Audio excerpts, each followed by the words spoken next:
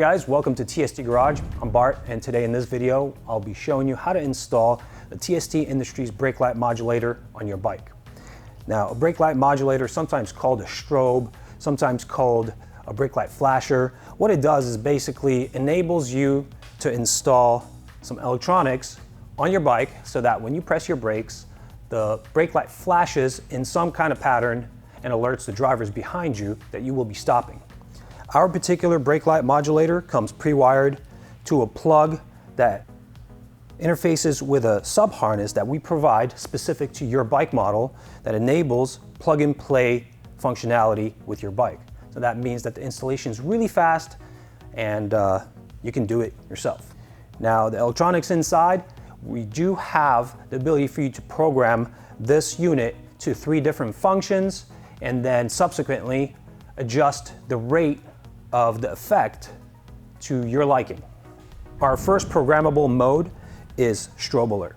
This mode will produce 9 flashes and then stay solid for the duration of the brake engagement. Second one is intermittent pulsar. Each cycle will flash 10 times and then pause, and then these cycles will repeat for the duration of the brake engagement. The last available option is pulsar, and this one just basically provides continuous flashing for the duration of the brake engagement. Now we'll show you how to install this. It's really simple, and then after the installation chunk, I will show you in detail how to get inside here, how to program the different modes, and how to alter the rate of those different modes. We did think about the safety of such devices during the design phase, so we decided to design this in a way that it will be a pass-through component. In case you experience a failure on board here, it will just pass through your normal brake function, which means you press your brake light lights up, there's just no effect. In case you do experience that failure, we do offer a warranty, so we have guys standing by in our support department that will take your call, email, Facebook message, whatever, and we'll get you replaced.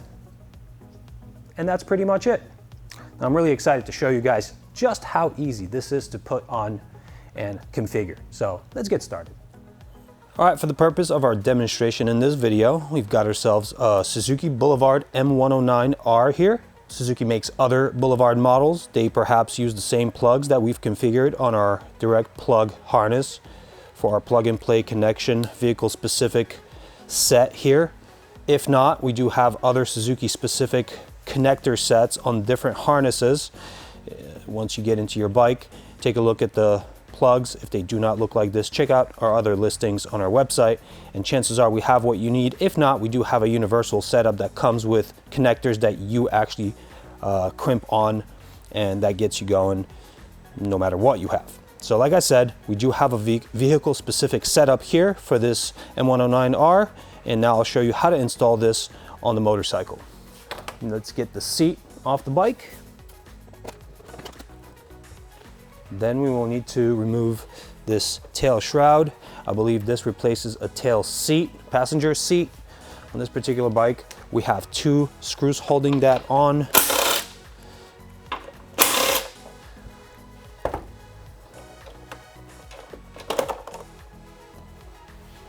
This bike has these Phillips and 10mm socket head screws. Once you remove them, there's a tab here, tabs into this area. Remove that. Now we have 4 fasteners up here that need to be removed. On this particular bike, the rear ones are 4mm Allen. Front ones are 5mm Allen. And it's tough to reach in there. I'm gonna use needle nose pliers to pull these screws out. Now this top here is loose. We do need to gain access underneath here and here to remove 2 more screws like we had here. So for that purpose, we will be removing these 2 push fasteners. Now this is loose. We'll pry away from the center plane of the bike On this lower component, it just has friction fasteners here and right about here. And that exposes this fastener below here. I'm going to use a 5mm Allen.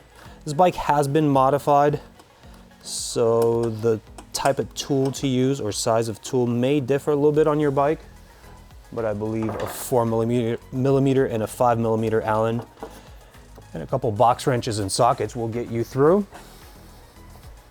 Repeat the steps on the right side of the bike.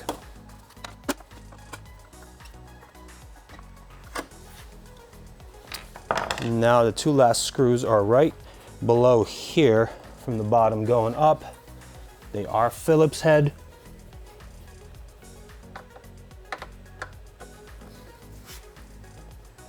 We'll remove those, and at that point this whole fairing and taillight assembly will be loose and we'll be able to take it off.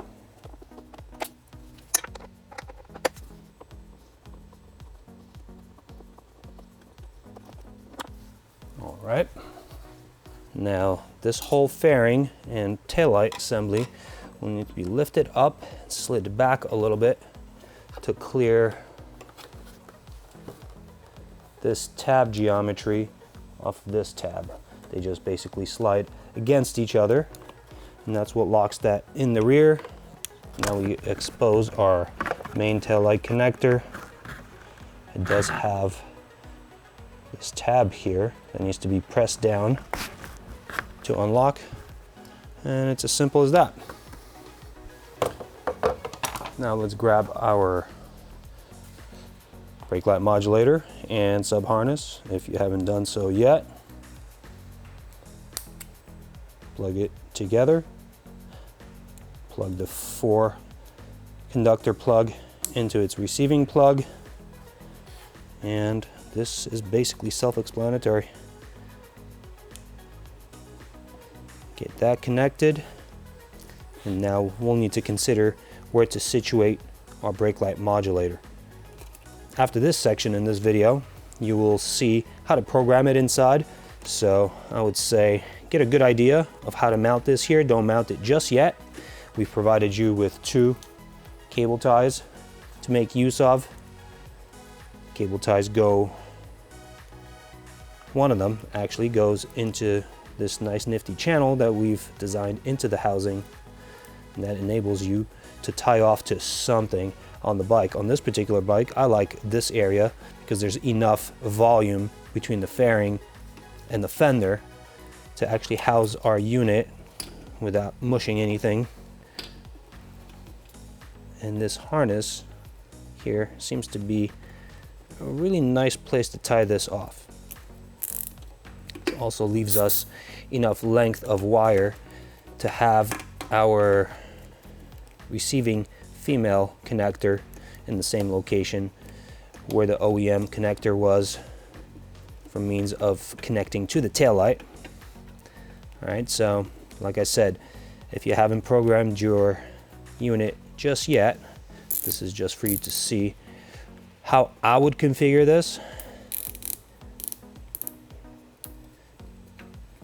I would urge you to get that cinched down after you've already made your selection of mode and also selection of speed of the effect.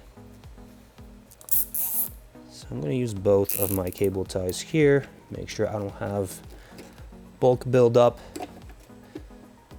and this looks pretty good to me. I'm going to cinch it down,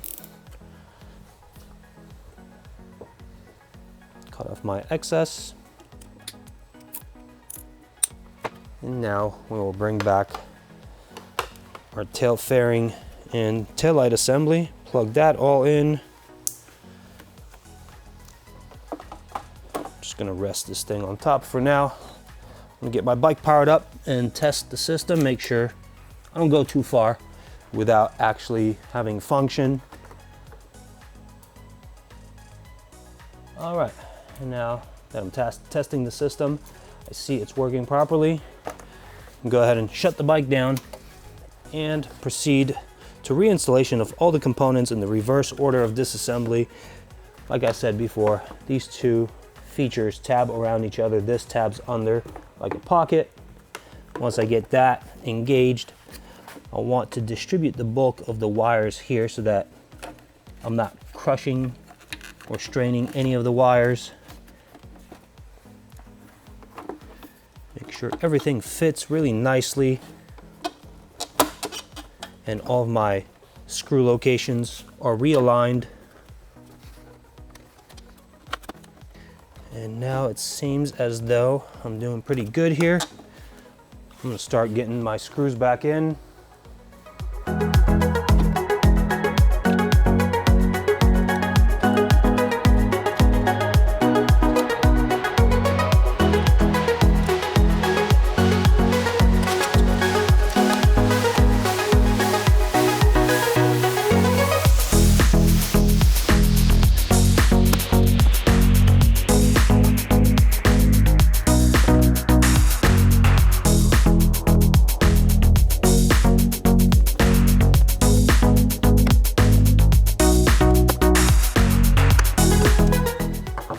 All right.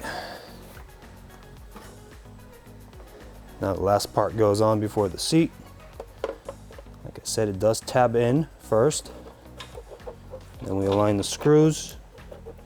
Make sure we have them centered before we start trying to fasten them in.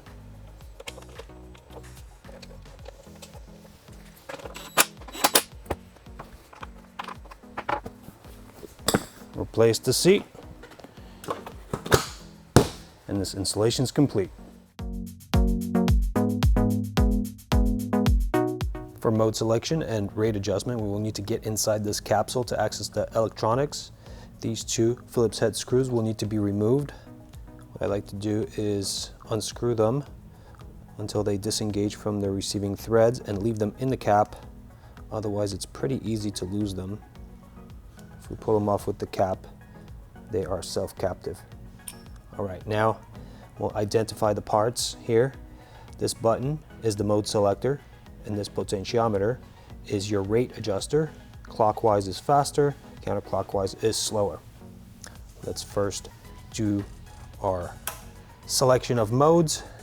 With the brake pressed, press the button once to toggle to the next available program. Now the brake does have to be pressed so that the unit powers up, otherwise you won't be able to make the selection. If you find that you've pressed the button but the selection has not been changed, just do it again with the brake pressed.